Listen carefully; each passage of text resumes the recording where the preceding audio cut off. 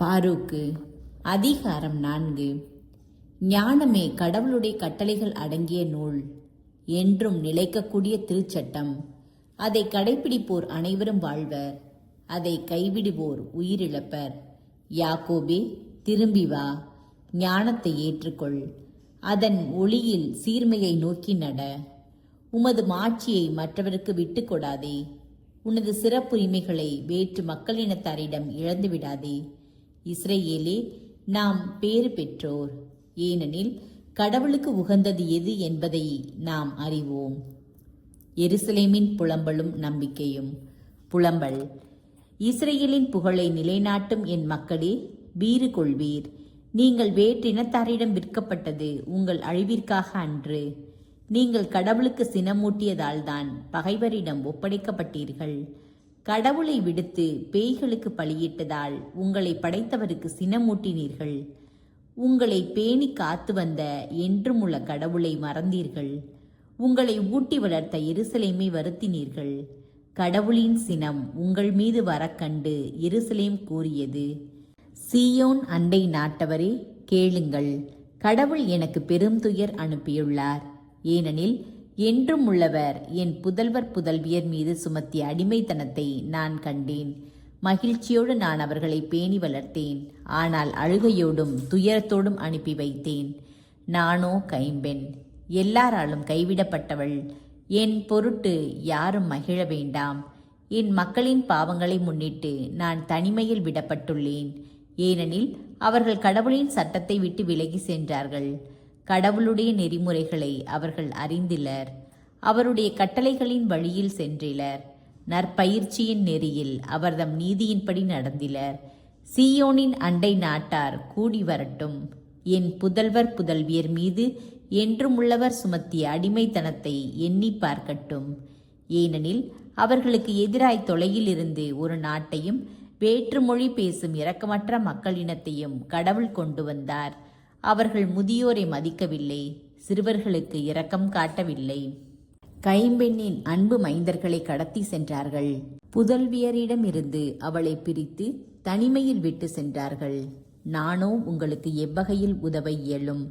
இக்கேடுகளை உங்களுக்கு வருவித்தவரால் தான் உங்கள் பகைவரிடமிருந்து உங்களை விடுவிக்க இயலும். போங்கள் என் மக்களே, உங்கள் வழியே போங்கள். நான் கைவிடப்பட்டவள். அமைதிக்குரிய ஆடைகளை களைந்துவிட்டேன், மன்றாட்டுக்குரிய சாக்கு உடை அணிந்துள்ளேன். என்றும் உள்ளவரை நோக்கி என் வாழ்நாள் முழுவதும் கூக்குரலிடுவேன். என் பிள்ளைகளே, வீறு கொள்வீர், கடவுளை நோக்கி கூக்குரலிடுவீர். பகைவரின் ஆற்றலினின்றும் கைவன்மையினின்றும் அவர் உங்களை விடுவிப்பார். என்றும் உள்ளவர் உங்களை மீட்பார் என்னும் நம்பிக்கை எனக்கு உண்டு. தூயவரிடமிருந்து எனக்கு மகிழ்ச்சி கிடைத்தது. ஏனெனில் என்றும் உள்ள உங்கள் மீட்பர் விரைவில் உங்களுக்கு இரக்கம் காட்டுவார். நான் உங்களை துயரத்தோடும் அழுகையோடும் அனுப்பி வைத்தேன். கடவுளோ முடிவில்லா மகிழ்ச்சியோடும் அக்களிப்போடும் உங்களை மீண்டும் என்னிடம் அழைத்து வருவார். உங்கள் அடிமைத்தனத்தை இப்பொழுது காண்பது போன்று உங்கள் கடவுளிடமிருந்து வரவிருக்கும் மீட்பையும் சீயோனின் அண்டை நாட்டார் விரைவில் காண்பர். இம்மீட்பு மிகுந்த மாட்சியோடும் என்றும் உள்ளவரின் பேரொளியோடும் உங்களை வந்தடையும். என் மக்களே, கடவுளிடமிருந்து உங்கள் மீது வந்துற்ற சினத்தை பொறுமையோடு தாங்கிக் கொள்ளுங்கள். உங்கள் பகைவர் உங்களை துன்புறுத்தியுள்ளனர், ஆனால் அவர்களது அழிவை நீங்கள் விரைவில் காண்பீர்கள். அவர்களை ஏறி மிதிப்பீர்கள். செல்லமாய் வளர்க்கப்பெற்ற என் மக்கள் கரடு முரடான பாதையில் நடந்தார்கள். பகைவர் கவர்ந்து செல்லும் ஆட்டு மந்தை போன்று அவர்கள் கடத்தி செல்லப்பட்டார்கள். என் மக்களே, வீறு கொள்வீர், கடவுளை நோக்கி கூக்குரலிடுவீர். இத்துயரங்களை உங்கள் மீது அனுப்பி வைத்தவர் உங்களை நினைவு கூர்வார்.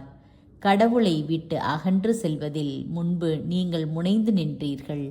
அதைவிட பன்மடங்கு ஆர்வத்துடன் அவரை தேடும் பொருட்டு இப்பொழுது அவரிடம் திரும்பி வாருங்கள்.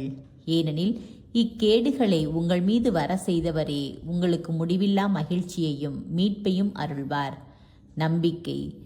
எருசலேம், வீறு கொள், இப்பெயரை கொடுத்தவரே உனக்கு ஆறுதல் வழங்குவார். உன்னை துன்புறுத்தி உன் வீழ்ச்சி கண்டு மகிழ்ந்தோர் இரங்கத்தக்கவர். உன் மக்கள் அடிமைகளாயிருந்த நகர்களும் இரங்கத்தக்கவை. உன் மைந்தர்களை அடிமைகளாய் ஏற்றுக்கொண்ட நகரும் இறங்குதற்குரியது. உன் வீழ்ச்சி கண்டு அது மகிழ்ந்தது போல, உன் அழிவு கண்டு இன்புற்றது போல, நான் பாழ்நிலை கண்டு அது பெரும் துயர் அடையும். அதனுடைய மக்கள் திரளில் அது கொண்ட இருமாப்பை அகற்றி விடுவேன். அதன் செருக்கை அழுகையாய் மாற்றி விடுவேன். என்றும் உள்ளவரிடமிருந்து நீண்ட நாள் அதன் மேல் நெருப்பு வந்து விழும். பன்னெடுங்காலம் அது பேய்களின் இருப்பிடமாய் அமையும். எருசலேமே, கீழ்த்திசையை நோக்கு.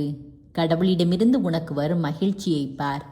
உன்னை விட்டு பிரிந்து சென்ற உன் மைந்தர்கள் இதோ திரும்பி வந்து கொண்டிருக்கின்றார்கள். கீழ்த்திசை முதல் மேற்றிசை வரை உள்ள எல்லா நாடுகளிலிருந்தும் தூயவரின் சொல்லால் ஒன்று சேர்க்கப்பட்டு கடவுளின் மாட்சியில் திளைத்த வண்ணம் வந்து கொண்டிருக்கின்றார்கள்.